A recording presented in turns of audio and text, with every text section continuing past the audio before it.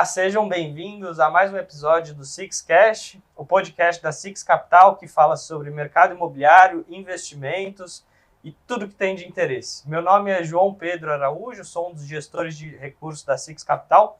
Hoje a gente tem o prazer de receber aqui o Wagner Quito, sócio fundador da Fortex Group, né? Me corrija se estiver errado. Certíssimo. Ele vai contar aqui um pouquinho mais sobre investimentos offshore, estrutura, tributação, legislação. Sei que é um tema às vezes muito complexo, né? Tem gente que pode achar chato, mas ele fala de um jeito super fácil aqui para tentar desmistificar alguns mitos, trazer algumas atualizações e afins. Então, primeiro, Wagner, obrigado aqui por aceitar nosso convite do bate-papo. Acho que a primeira pergunta que a gente sempre faz é contar um pouquinho da sua história. E o primeiro ponto é que eu perguntei hoje, né? Sempre que a gente conversa com o pessoal que trabalha nesse segmento, a gente fala, você é advogado, né? Ele falou, não, eu não sou advogado. Então, conta um pouquinho da sua história, Wagner. Legal. Obrigado pelo convite, inicialmente. É sempre um prazer trazer um pouquinho menos de complexidade para um cenário complexo que a gente vive. Eu sou contador de formação, não é tão comum encontrar contadores nesse meio, focado na parte internacional, obviamente, na parte tributária brasileira é muito normal. Então, contador de formação também, fiz administração, e passagem aí por uma Big Four, KPMG, empresa de auditoria e consultoria. E aí comecei a aprofundar mais nessa história de tributário, contábil, sucessório, patrimônio internacional, e como a gente pode facilitar a vida de quem, não vou dizer precisa, mas deveria pensar em internacionalizar recursos, por diversas razões, acho que vai tocar em várias aqui. E, de novo, obrigado. Acho que vai ser um papo muito proveitoso. Legal. Wagner, a primeira pergunta que eu acho que eu não queria deixar de pular é o seguinte: por que uma pessoa ou uma empresa que quer aplicar recursos lá fora, quer montar um negócio lá fora, ela monta uma offshore? E até, fazendo já uma segunda pergunta, o que é uma offshore, né? Por que ela precisa dessa estrutura? Ela não consegue investir direto sozinha? Então, por que as pessoas buscam você e esse tipo de estrutura? Obrigatório não é ter uma offshore, né? Eu diria prudente ter uma estrutura fora do Brasil, tanto para fins de governança, quanto para fins sucessórios, principalmente, né? A gente teve uma mudança de tributação em dezembro de 23, valendo a partir de 24, que tirou um pouco da parte tributária tão benéfica como era até 2023. Mas ainda assim é muito mais benéfico do que quando a gente compara com o mercado brasileiro. A offshore nada mais é que uma empresa, como uma empresa brasileira, só que está fora do Brasil. É isso. Não tem... muita gente usou para que questões não são tão certas, mas isso é público, enfim, um monte de gente viu aí noticiários, principalmente lá em 2013, 2014, 2015, 2016, mas a gente está tendo um aperto, entre aspas, mas mais conhecimento dos patrimônios de estrangeiros nesses países, que está querendo ou não dificultando, tornando o investimento menos... as pessoas menos medrosas de ir por um caminho desse. Quando a gente fala em investir fora do Brasil, é muito importante colocar esse patrimônio fora, seja por questões de riscos do país, né? Então ainda tem clientes que falam em medo de bloqueios. Sim, vão tomar meu dinheiro. Valor 2. Eu acho pouco provável, mas pode acontecer. Um risco que tem que ser considerado. Deixa de correr, né? Exato. E também tem questões, por exemplo, problemas judiciais que acontecem com qualquer pessoa que tem um negócio e tem algum risco. Então, a gente olha para essa ótica de proteção, tanto país judiciário, né, que, querendo ou não, seu patrimônio pode estar bloqueado do dia para a noite, como também questões que fogem do controle das pessoas, como o câmbio. Então, a gente saiu de um câmbio rondando 4 antes da pandemia para um meteoro aí com 5,70 em poucos meses. Então, a gente ficou mais pobre em dólar, aí vocês sabem muito mais do que eu, 30%. Por conta da moeda do real ser fraca. Então, a gente sempre fala que a gente não é especialista em investimentos, mas faz sentido estar com capital fora, que não faz sentido você ter todos os ovos numa cestinha só, em real. Faz sentido você diversificando, e na diversificação sempre olhar o país de destino, né? Quando a gente olha o país de destino, geralmente se pensa nos Estados Unidos. Nós, como bons brasileiros que viemos dos portugueses, que adoram imóveis. Geralmente, imobiliário é o primeiro caminho. E o investimento financeiro como imobiliário nos Estados Unidos gera um risco que, infelizmente, vai acontecer com todo mundo da herança. O imposto de herança nos Estados Unidos pode chegar a 40%. Quem tem mais de $1 milhão, o que excede $1 milhão são 40%. Então, não faz nenhum sentido você ficar exposto a esse risco. Sim, até vamos dar um exemplo aqui só, Wagner, só para ficar, comparar ali até o que você falou no começo da pergunta de comparar uma pessoa física com uma offshore, né? Tá. Se eu, João, eu comprar um imóvel, vou falar de $5 milhões para superar esse $1 milhão, eu venho a falecer, fazer sucessão para o meu filho, eu vou pagar 40%, ele vai pagar, né, sobre o que excedeu $1 milhão, né, de 1 para 5. Isso. É ele isso? começa em 18 e vai gradativamente progressivo até 40, do que excede $1 milhão, 40%. Tá bom. Os primeiros 60 mil, para quem não é residente fiscal nos Estados Unidos, são $60 mil de isenção. Então, eu não sou residente fiscal nos Estados Unidos, felizmente, então tenho 60 mil de isenção.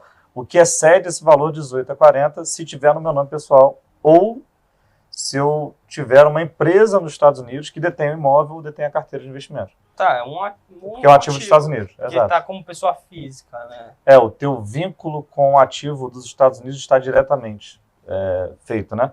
Se você coloca uma offshore e essa offshore investe, então tá aqui, offshore tem a sucessão. Os Estados Unidos não tem sucessão.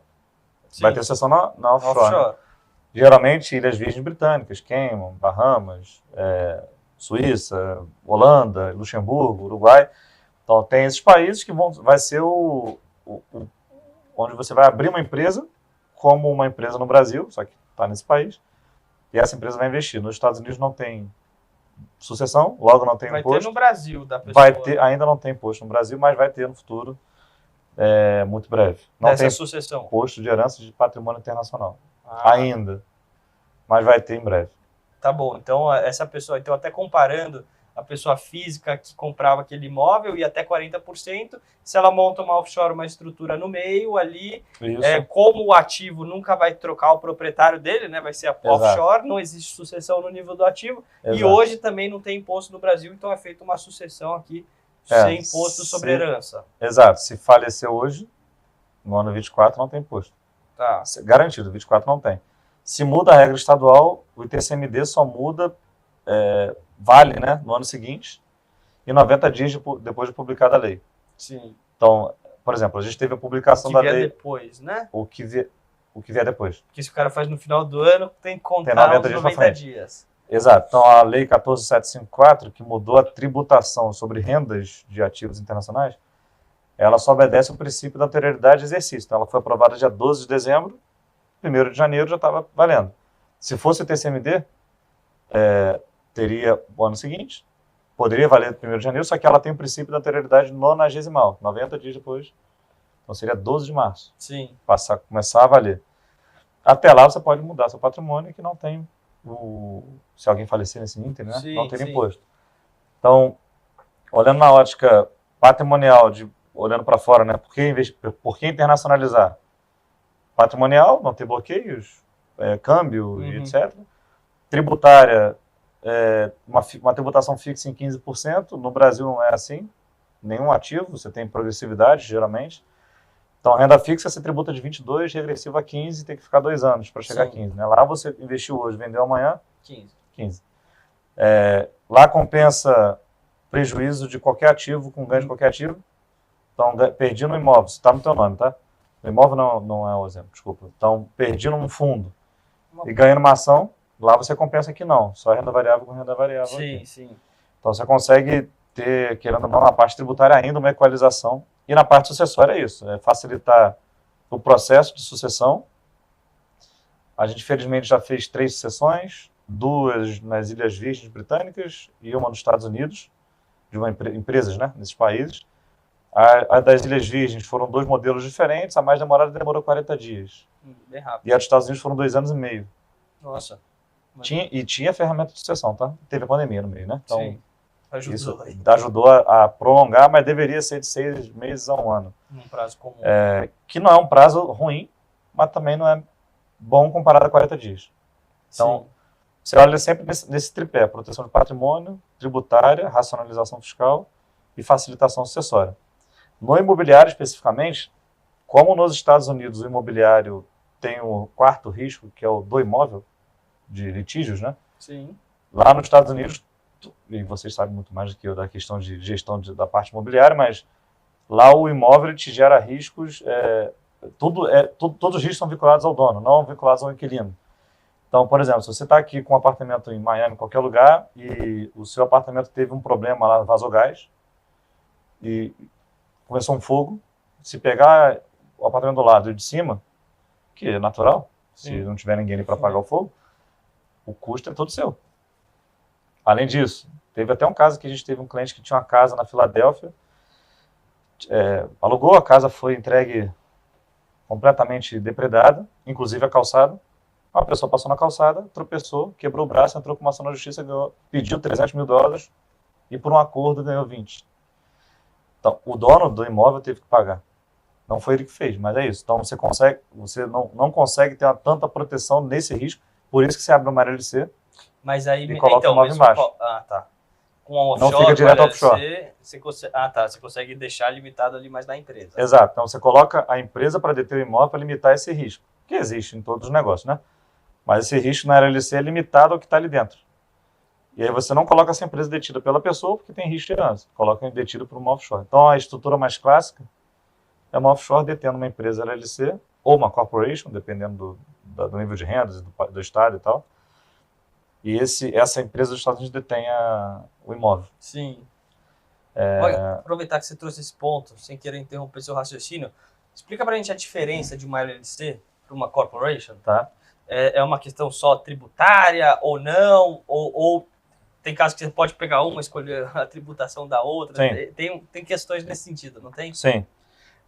Equiparando o Brasil, as LLCs são como se fossem as limitadas e as corporations é como se fossem as SAs.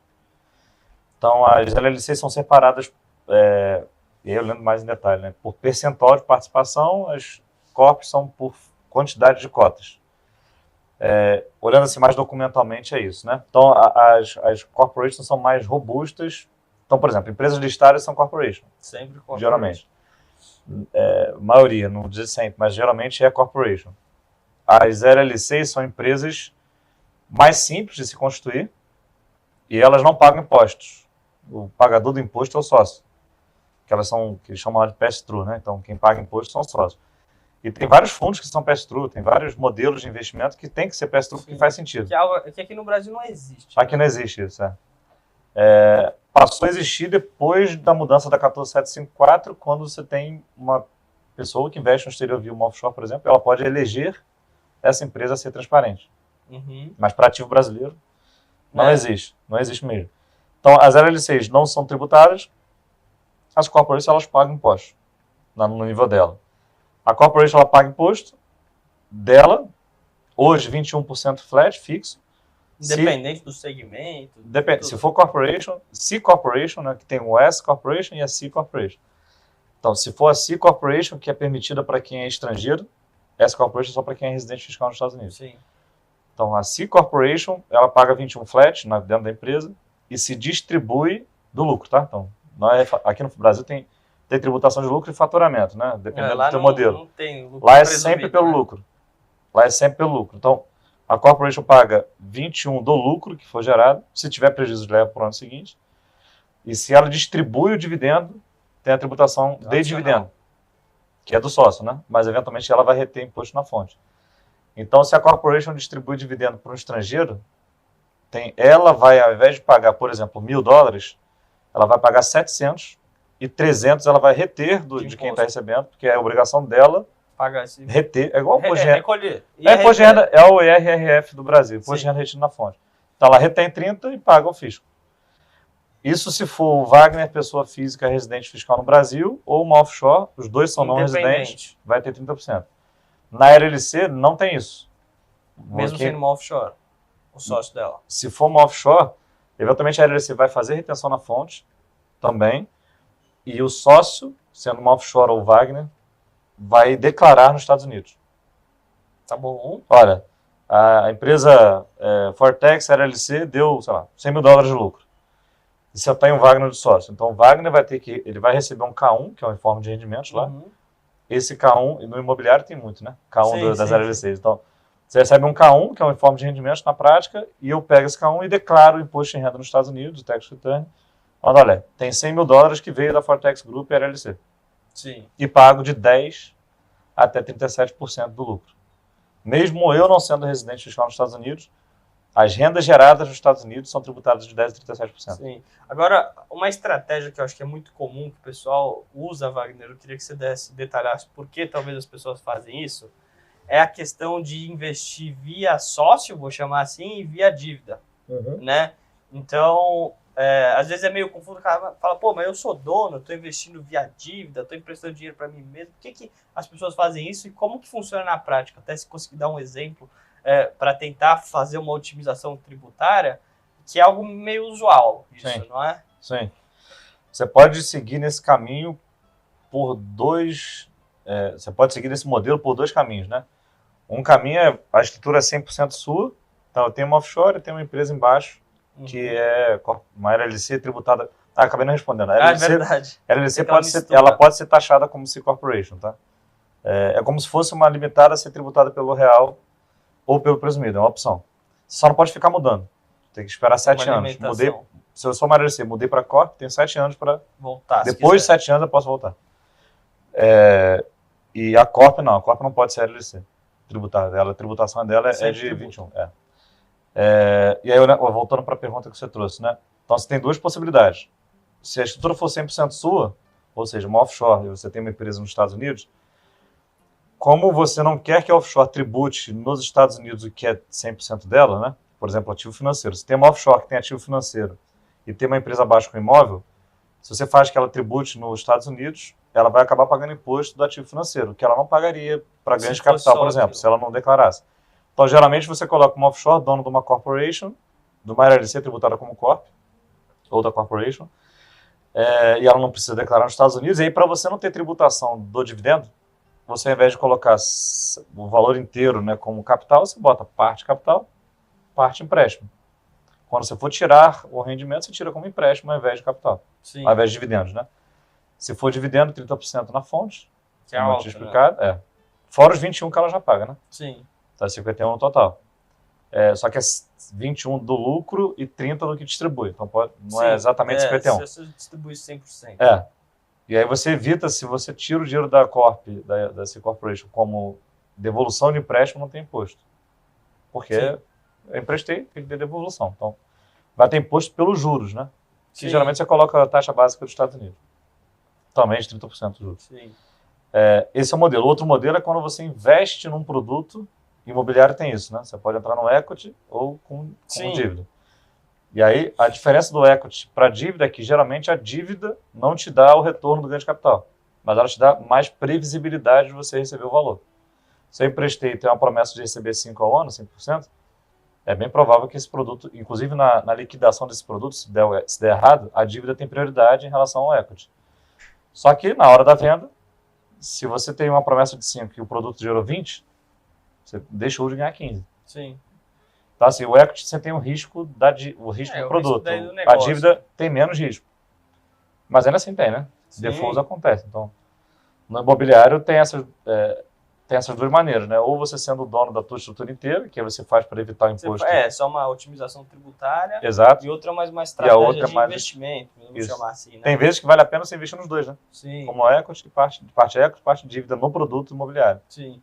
Ô, Wagner, pensando na pessoa que ainda não tem estrutura offshore, né? Quando a gente fala aqui um pouquinho de detalhe, acho que a gente começou de um jeito simples, mas a gente viu que pode ser uma estrutura bem robusta, bem complexa, vários tipos. Você faz só uma offshore, você faz uma empresa dentro dos Estados Unidos, que tipo de empresa é? Então, assim, pode ser simples ou tem que ser sempre complexo? E a minha pergunta é, a partir de quando vale a pena a pessoa montar uma offshore? Tem uma conta que ela faz? É um valor específico? Quanto que custa, né? Então, acho que esse é o ponto de decisão que muita gente pode ter. Fala, putz, eu não sei se eu tenho tamanho para investir offshore, né? Quando que vale a pena? Pergunta de ouro, né? Então, assim, eu sempre trago um número para o cliente, assim, $500 mil nos Estados Unidos te gera um imposto de quase $140 mil de herança, imposto de herança, né? E aí entra muito mais no psicológico do cliente. Olha, eu aceito 140 mil de risco ou não? Com 500 mil, eu, Wagner, não aceitaria. Eu montaria com 500 mil. Porque eu não vou gastar 140 mil dólares de despesa De estrutura até o fim da minha vida, realmente não vou. Mas tem cliente que vai, fica ali diversificando, e tem milhões e está na pessoa física. Eu diria assim, a partir de 250 mil começa a virar a chavinha. virar a chavinha, 500 mil eu não deixaria de montar. Independente do tipo de ativo que você vai investir, seja comprar uma renda fixa, um imóvel, montar uma empresa. Exato. Tem alguns ativos que são isentos de imposto de herança, né? Então, por exemplo, Tesouro dos Estados Unidos. Não tem imposto de herança. Mas tem processo de sucessão. Tá, então pode ficar travado de um ano lá, sei lá. Você começa a entrar numas limitações que eu não vejo muito motivo. Além disso, a complexidade do IR do Brasil, né? Cada ativo que você tem no pessoal é uma linha do tua ficha de bens e direitos. Você tem 50 ativos, são 50 linhas. Já foram lá 15 páginas da declaração.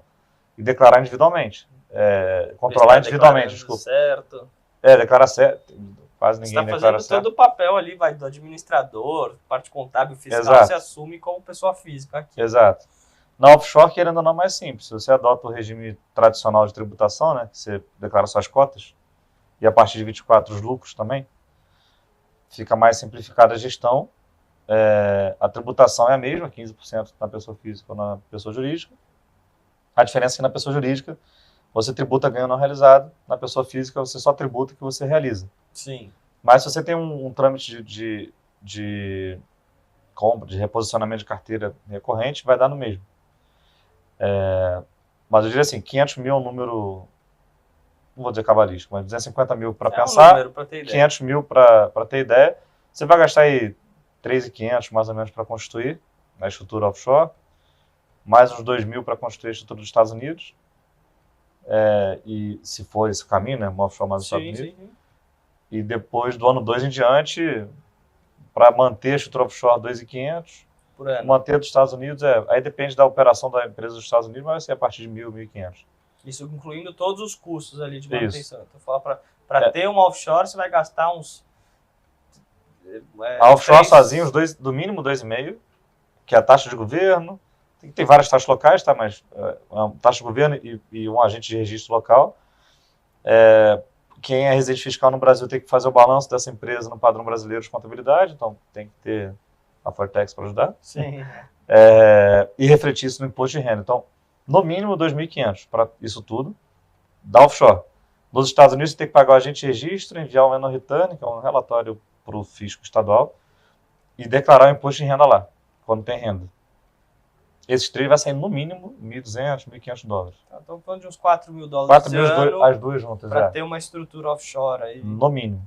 Pelo menos. Para começar. Que varia conforme o seu volume de transações, claro, conforme a quantidade de ativos. Nos Estados Unidos, a quantidade de ativos, quantidade de estados, renda, que lá são 50 estados, né? Cada estado é de um jeito. É de um jeito. E aí vamos supor que você abra uma empresa na Flórida e invista na Carolina do Norte, no Texas e na Califórnia. Os 3 estados exigem declaração estadual. Os 4, né? Flórida, Texas, Califórnia e Carolina do Norte. Ou Carolina do Sul. Então você vai ter que declarar nos 4 estados, fora o imposto de renda federal. Então você tem o federal e os estados.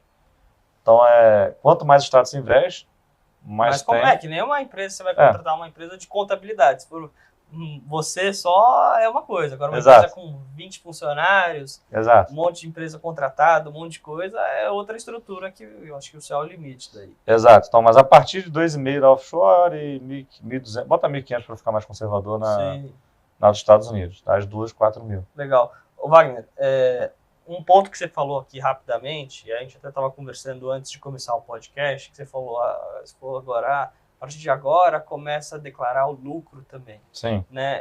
Eu acho que foi muito debatido, o pessoal até me corrija se eu estiver errado, chamada Lei das Offshores. Né? Sim, por que favor. Antes existia talvez um diferimento de impostos com a possibilidade de ser eterno.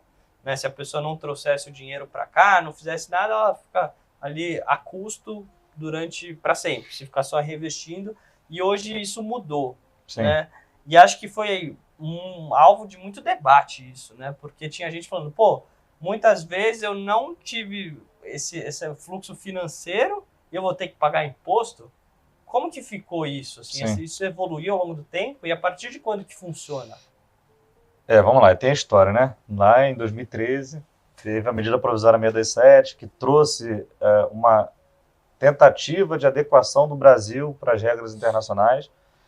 E aí a gente não tinha tributação nem de empresas, nem de pessoas físicas que detinham patrimônio fora, desde que elas não tivessem tocado no dinheiro. Então, o que todo mundo fazia? Abria uma estrutura fora, botava dinheiro lá dentro. Enquanto você, pessoa física, não pega no dinheiro, não tem imposto. Enquanto está dentro da empresa, é dela, não é meu. Então, aí a medida provisória 627 foi convertida em lei, e na conversão da lei as pessoas físicas não entraram, só as jurídicas. Então, desde 2013, pessoas jurídicas brasileiras que têm patrimônio fora já pagam impostos recorrentes. Não mudou nada. No outro governo, né, no governo do Bolsonaro, o Paulo Guedes tentou emplacar essa lei que entrou no ano passado, não conseguiu, e aí esse ano, 2023, a discussão começou em abril, e finalizou, né, a publicação da lei em dezembro, para tributar, na verdade, assim, é uma adequação do Brasil. O Brasil era, se não for o único, um dos poucos que não tributava dessa maneira que tributa hoje. Os Estados Unidos já faz isso, Portugal já faz isso, Espanha já faz isso. Os países que são desenvolvidos, a gente não pode se comparar, mas tem que olhar para eles como uma referência, já fazem isso há muitos anos. E aí a gente passou a ter tributação no Brasil a partir de 24 de toda a geração de lucro. A geração de lucro considera o ganho da empresa, mesmo não realizado. Então, como que era até 23? Você só pagava imposto quando tirava dinheiro. Não era quando trazia, quando tirava dinheiro. Então, não era o que todo mundo fazia, né? Mas o certinho é esse. Tem uma conta fora do Brasil, tem uma estrutura fora do Brasil também, ela gerou lucro, eu vou lá, tiro o dinheiro lá fora. Esse pessoa física. Para a pessoa física, ou pegava o cartão da empresa e gastava. Passava Sim, Disney. daí ficava lá dentro, em tese, né? E aí não entrava nenhum registro da saída da empresa, nem entrada na conta pessoal. Mas esses dois eventos, uso para fins pessoais do cartão da pessoa jurídica e transferência para a conta pessoal, esses dois eventos geravam impostos no Brasil, não era somente na remessa, era na retirada de recursos. Então, tributação de 20, na época, até o ano passado, 27,5%. Carnê-leão, como a gente conhece, pago no mês seguinte, só a conversão que era um pouco complexa, porque era o câmbio do último dia útil da primeira quinzena do mês anterior, câmbio de compra do Bacen do último dia útil da primeira quinzena do mês anterior. Você pegava o câmbio do dia 15, geralmente 15, 13, 15, 14, 13, enfim, o último dia da primeira quinzena, e pagava o imposto no último dia útil do mês seguinte. Então, meio confuso, você tinha que ter um acompanhamento mais no dia a dia, né? Sim. E aí, com a mudança da lei, ela trouxe uma tributação fixa de 15% de todas as rendas de ativos financeiros internacionais e de lucros de entidade, eles chamam de entidade controlada no exterior, personificada ou não, ou seja, pessoa jurídica tradicional ou trusts, fundações, que não são personificadas. Ou qualquer outro tipo de entidade que exista no modelo, a apólice de seguro, está lá também. Então, você tem a apólice de seguro resgatável, você tributa o ganho dela também. Em 15% de maneira anual. Então, a tributação ela deixou de ser mensal para ser anual em 15%, e deixou de ser enquanto você tocava no dinheiro para quando fosse gerado o lucro. Independente se tem fluxo. Independente se é ganho realizado ou não. Então, olha lá, a maior dor das pessoas invisto num fundo de private equity, fundo... 7 anos, que é reavaliado anualmente. Que é reavaliado anualmente. É uma infelicidade, mas tem o ganho. Hoje tendo ganho, tem imposto de 15 em maio, a declaração de imposto de renda no ano seguinte. Então, e para você apurar esse lucro, você precisa ter uma contabilidade no padrão brasileiro de contabilidade assinada por um contador licenciado aqui. A maioria das pessoas tem que cumprir essa regra, tá? Qual é a exceção? Quando você não está num país sediado em paraíso fiscal, né? Quando a empresa que você detém fora não está sediada no paraíso fiscal, e quando não tem menos de 60% de renda ativa. Então, de renda passiva, desculpa. Então, assim, você quando pega... A legislação é muito extensa, tá? Então, assim, eu estou tentando dar uma resumida aqui para não ficar tão complexo. Vou olhar para o lado oposto que fica mais fácil. Então, até 40% de renda passiva, passou de 40%, já está dentro da regra. Isso ou sediado para esse fiscal. Sim. um ou outro ter que fazer no padrão brasileiro e assinado por Então, aqui. por exemplo, uma empresa que não está num paraíso fiscal, que eu boto o dinheiro lá e ela investe, vou falar assim, numa sorveteria, uma empresa operacional, e toda a renda dela vem da sorveteria, não tem um investimento financeiro, não tem nada. Ela é 100% operacional, não está em paraíso fiscal, Não tá na tributa regra. nada aqui, mesmo Exato. ela tendo lucro lá, Só quando tirar. e daí vai para outra regra, só na retirada, Quando né? Nem tira, na repatriação. Quando tira, tributo. Você pode ficar na regra antiga ou proativamente aderir à regra nova. Eu tenho falado para os clientes que é vantajoso aderir à regra nova pela alíquota ser menor, né? Ao invés de 7,15. E o imposto que a empresa paga, você compensa da sua pessoa física. Então, tem uma empresa nos Estados Unidos operacional, ela vai pagar imposto se tiver lucro. No Brasil tem 15% de imposto, se você faz adesão, né? Então você pega esse imposto e compensa dos 15%. No final do dia você libera o teu lucro, né? Então, essa legislação é de entidade controlada. Controle na legislação está trazendo ou influência de voto ou ter voto efetivamente superior a 50%. Seus, do cônjuge ou de parentes até terceiro grau. Terceiro grau. Até terceiro grau. E aí até um erro de entendimento que a gente tem, né? Por exemplo, irmão é um parente de segundo grau. Sim. Você acha que é de primeiro, né? Não. Cara, é que a gente pegou isso aqui na legislação de FII, quando ela mudou, e ela falou até segundo grau. E a gente foi entender o que é segundo grau, né? Daí a gente falou primo, a gente descobriu que primo é quarto grau, né? Você sobe pra mãe, ligação... pro vô, pro tio, pro primo. É isso. Daí a gente falou, pô, não existe primo de segundo grau, a gente sempre falou errado, né? Não existe. Primo de segundo grau deve ser, sei lá, um parente, eu nem fiz a conta, sétimo, oitavo grau. Então, mas é exatamente isso. Então, os meus parentes de primeiro grau são os pais e filhos. Só. E sua esposa? Esposa é cônjuge. Mas tem uma questão também, parente por afinidade? Não é por afinidade. É por afinidade. Tem uma pergunta. Isso nada entra também. Com a conversa, mas a gente ficou em dúvida, ninguém soube responder, não sei se tem certo ou errado. Por exemplo, imagina que a gente seja irmão, né? E eu tenho minha esposa, ela é minha parente de primeiro grau por afinidade. Ela é sua parente? Dependendo da regra que foi instituída, ela pode ser considerada para fins de controle. Fiscais de alguma lei. Como assim? Porque dependendo do regime que a gente casa? Dependendo da legislação que você está falando. Tá. Então, depende da ela não é sua parente, né? É parente do seu irmão. Sim. Mas, por exemplo, na legislação isso pega, da 14754. Sim. E pega, inclusive, se você não é parente e sócio. Se eu sou teu sócio aqui e abro uma estrutura fora, junta nós dois. Não sou parente seu, mas lá fora eu sou sócio aqui. Você tem alguma ligação. Exato. Então, na lei, na 14754, considera isso, inclusive. Então, muita gente fala, no texto do Paulo Guedes, por exemplo, o pessoal fala, é fácil sair.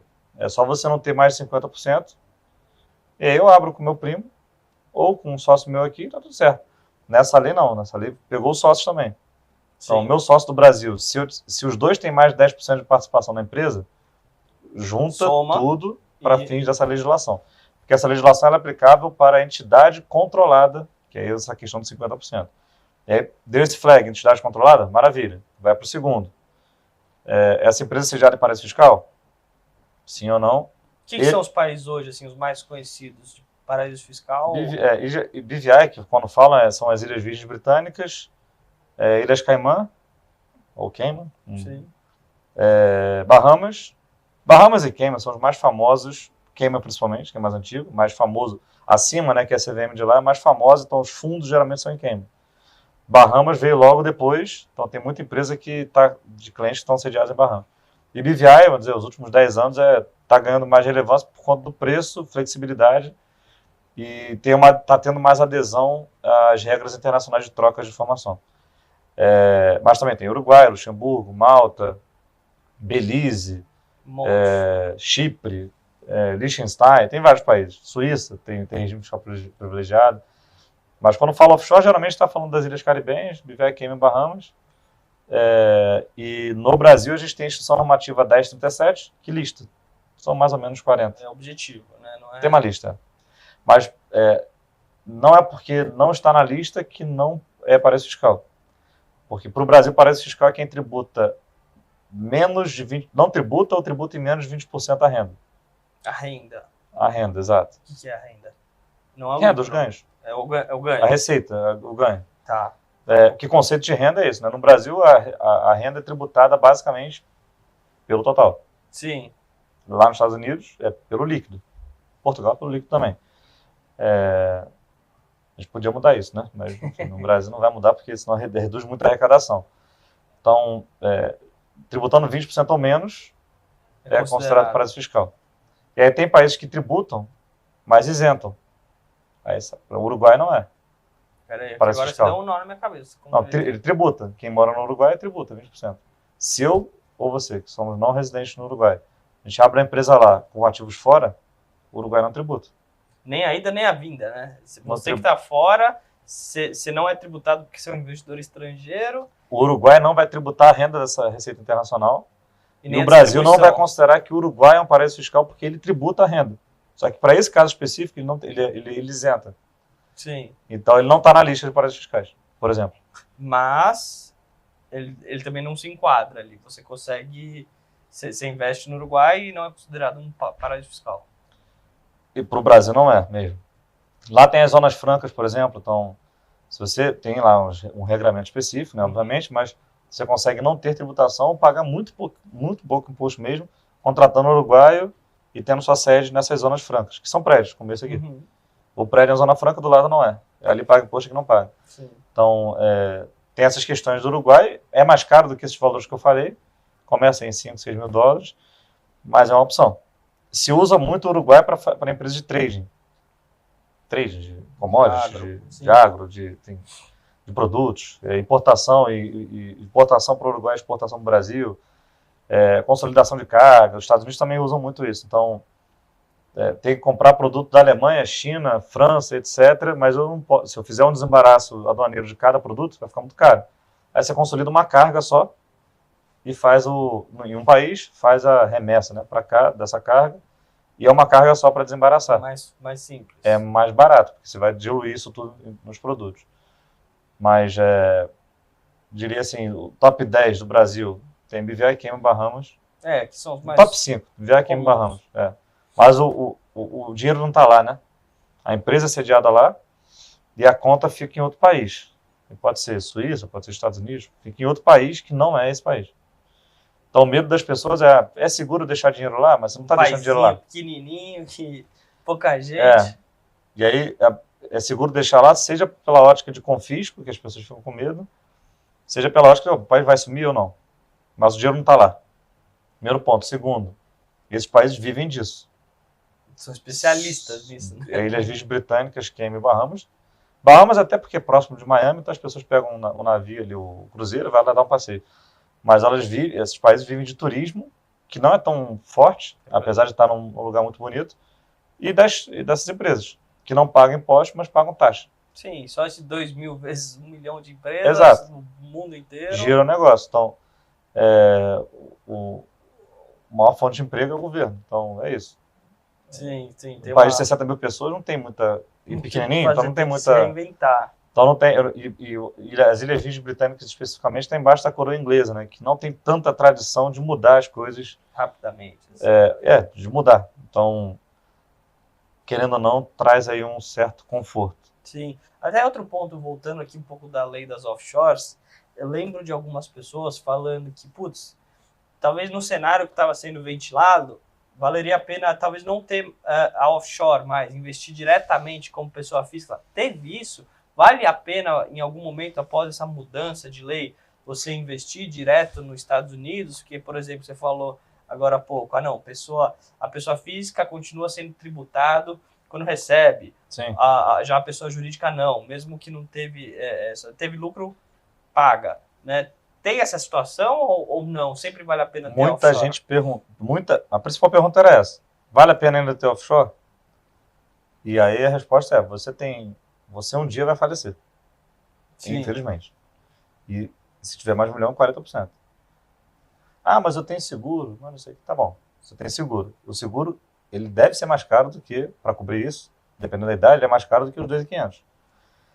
Então eu não levaria mais pela ótica da tributação, porque assim, imposto só se paga se tem lucro. Não paga se tem prejuízo. Inclusive, se tiver prejuízo, você carrega para o ano seguinte. Sim, isso E compensa no futuro. Então, eu não levaria a desmontar o offshore por conta disso. Agora, teve cliente que desmontou e trouxe para o Brasil.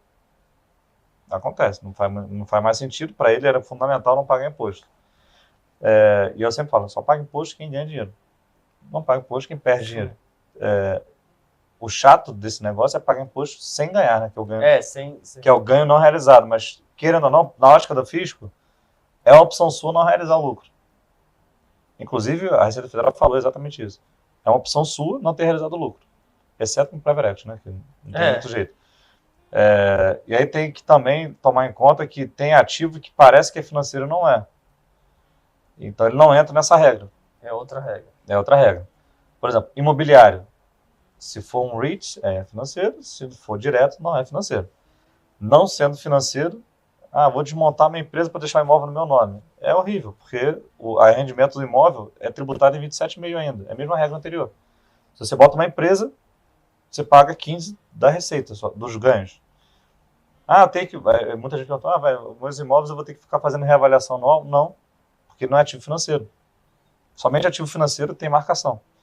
Inclusive o CPC, né, que é o Comitê de Pronunciamento Contábil, que é o que regra a parte de não tributação, mas de contabilização de diversos ativos, tá? De diversas receitas, de tudo. De tudo que é contábil. O CPC que fala de instrumento financeiro, que é ativo financeiro, é o CPC 48. O de imóvel não é instrumento financeiro, logo não está no 48. Nem está lá. É um outro CPC. Eu não me lembro qual é o nome, qual é o número, mas é um outro CPC que na prática tributa, na verdade registra o ganho somente na venda ou na realização, no aluguel. Que nem fundo imobiliário, que daí vira financeiro, ativo né? financeiro. Que é reavaliado todo ano, um fundo de private equity. Exato. Então, e fundo de private equity tem vezes que ele nem reavalia para cima, né? Sim. Se for imobiliário, então ele reavalia para baixo o financeiro. Depois... Exato. Porque é normal nos Estados Unidos gerar prejuízo contábil. Sim. E reflete na cota. Mas você tem lucro financeiro, né? Você tem prejuízo contábil e lucro financeiro. E é mais normal ter ganhos mesmo contábeis depois de uns 3, 4 anos. E quando vende imóvel, aí realmente é um valor expressivo. Mas o imobiliário, por exemplo, teve gente que falou, vou desmontar a minha empresa, vou deixar no nome pessoal. É pior do que estar no nome da empresa. Porque no nome pessoal você paga 27,5% no mês seguinte. E na empresa paga 15% no ano seguinte. Então você reduz a base, 15% fixo. O imóvel no nome pessoal você paga 27,5% nas rendas no mês seguinte. Não abate os impostos que são do outro país, somente se o Brasil tiver acordo. E quando você vende, tributação base de 15%, considerando variação cambial, de 15% a 22,5% do ganho em dólar, mais o ganho em real, da variação cambial. Quando você olha na empresa, se tributa em 15% o ganho de tudo, das rendas e dos ganhos. Eventualmente você não alugou imóvel, está tendo prejuízo ali. Você, quando vende, junta esse prejuízo com esse ganho, neta tudo, 15%. É uma alíquota efetiva menor ainda. O imóvel na pessoa física é tiro no pé, não faz sentido nenhum. Sim. Nem que seja somente uma LLC para ter um imóvel, faz muito mais sentido do que você começar, né? Acho que começar com uma estrutura mais simples e nada impede de você, à medida que você vai crescendo, tendo uma estrutura mais ativos, mais complexidade, você ir melhorando essa estrutura. Eu sempre falo isso, começa do mais simples possível e vai complexificando conforme tem a necessidade. As necessidades, né? Você não vai montar um fundo para investir no imóvel que você vai usar. Porque o fundo é hiper caro e o imóvel às vezes não faz sentido. Agora, faz sentido você começar com uma empresa nos Estados Unidos para ter um imóvel, para você se proteger de risco que o imóvel traz, que a gente já falou. Vou comprar um outro imóvel. Legal, vou abrir uma outra empresa, vou botar esse imóvel numa outra empresa ou vou botar na mesma? Geralmente bota na mesma, se for um imóvel no mesmo estado. Semelhante, não tem muita diferença. Agora não, vou investir em private equity. E separa, porque tem um risco de private equity que é diferente do seu, do imóvel direto. Vou deixando isso daqui crescer e depois eu boto numa offshore. Aí, beleza, agora você tem uma offshore, 2 empresas com 2 ativos. Então, vai complexificando porque é muito simples de você ir abrindo estrutura e fechando e etc. Sim, nos Estados Unidos. Mais simples que aqui, né? Pra você... O Brasil está ficando simples. Mas não é tão simples. Ainda, né? Aqui você abre empresa digitalmente. Tá rápido hoje em dia. Hoje em dia tá. Mas para encerrar não é tão fácil, não. Lá é mais fácil encerrar uma empresa? Lá é muito fácil. Muito fácil. Não deixar nenhuma ponta solta, porque essas estruturas começam, acabam, tem 10 empresas, você vai ver, tá com umas 10 empresas já. Exato. É normal você, por exemplo, ter uma estrutura offshore, abre uma nos Estados Unidos, investe, tem agendas e vende imóvel. Como é uma offshore e vai ter uma nos Estados Unidos, como eu falei, né, geralmente uma corporation embaixo. Se você distribui dividendo, 30% de imposto. Para você não distribuir, você encerra a empresa, vende imóvel, né? Transforma em caixa, encerra a empresa e distribui o dinheiro para offshore. O evento de encerramento não tem imposto. Mesmo no que é lucro? Mesmo no que é lucro. O liquidating distribution não tem imposto nenhum. Então você botou um capital social, vou falar em... 500 mil e vendeu por 2 milhões. E quando encerrou por 2 milhões, não tem nada. Você vai pagar os 21 do ganho. Sim. Encerra a empresa, manda o dinheiro para offshore, abre uma outra. E a porta. Isso. Você não vai pagar imposto de dividendos. Então é muito comum que os residentes dos Estados Unidos façam esse ciclo. De encerrar e abrir uma outra. Se é simples ainda, nada impede, né? E quem investe via offshore, não vou dizer que é mandatório, porque a gente não faz, por desconhecimento.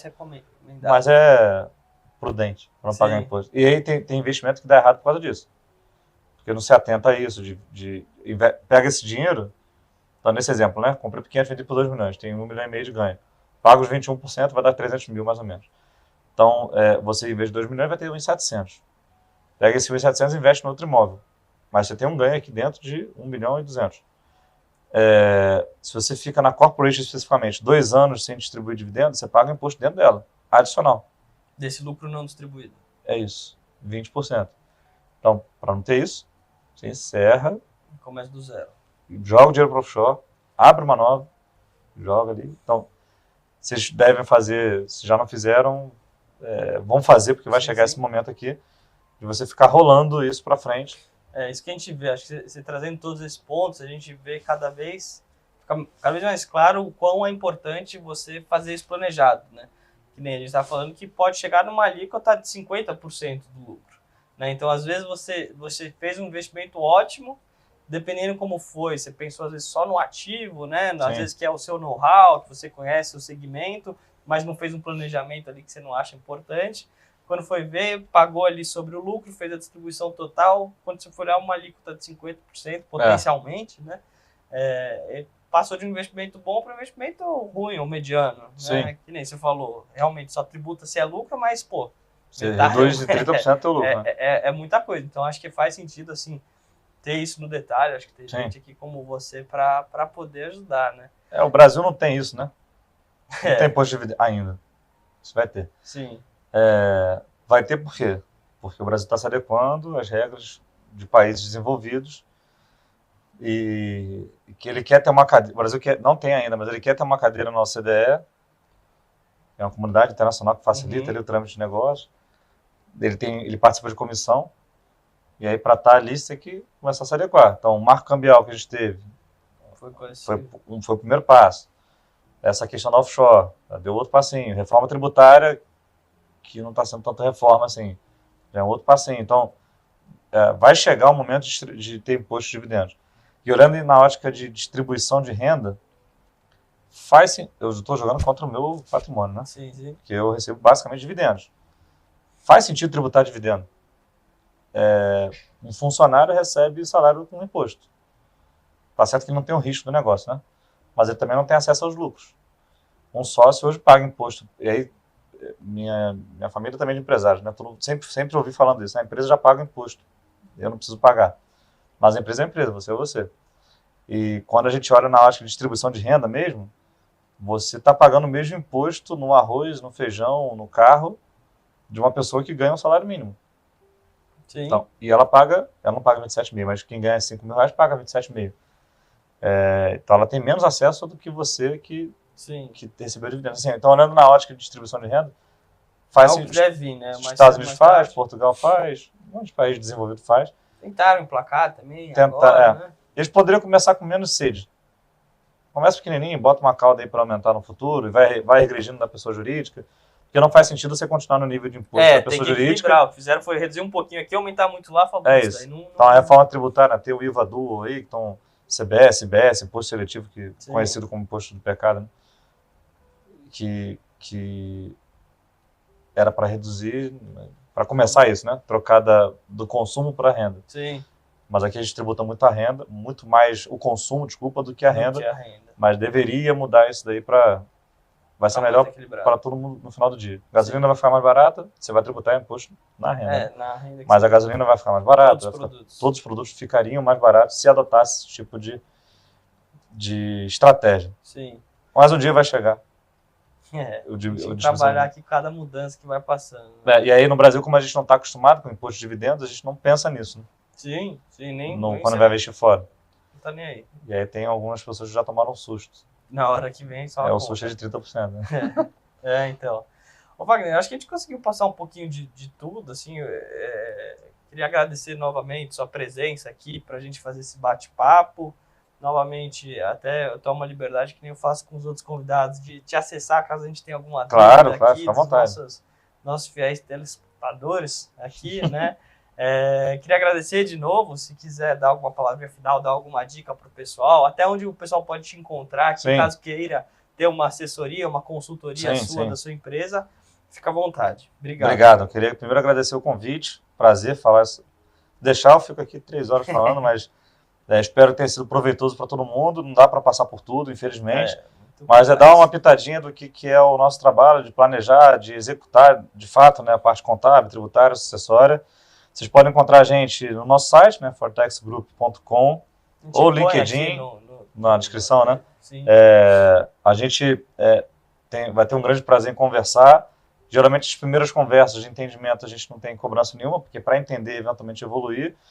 E é o que eu sempre falo para os clientes, planejar não é depois da execução. Então, não adianta chegar lá em janeiro e querer equalizar a carga fiscal do ano passado. Já era. Já foi. Não tem mágica. Então, sempre procura antecipar. Às vezes, uma besteirinha muda bastante o teu cenário no futuro. Tributação só paga quem ganha, mas... dá para otimizar. Dá para otimizar sempre. Dentro das 4 linhas. Né? Exato. E a gente é muito chato com isso, do negócio, ou muito conservador, né? De ficar nas 4 linhas. Tá aí para a disposição. A gente, no nosso site, tem como falar com a gente no WhatsApp ou por e-mail. LinkedIn é a mesma coisa, a gente pode receber os contatos de vocês, mas o site funciona aí, você consegue entrar lá, já ter um contato via WhatsApp ou e-mail à disposição. Ótimo. E obrigado pelo convite. É isso, pessoal. Obrigado. Espero que vocês tenham gostado aqui. Queria agradecer novamente por ter nos acompanhado. Aproveita para curtir, compartilhar, seguir a gente em todas as redes, porque acho que vocês que fomentam aqui a gente conseguir fazer alguns episódios assim com um tema tão legal. Então, obrigado e até a próxima.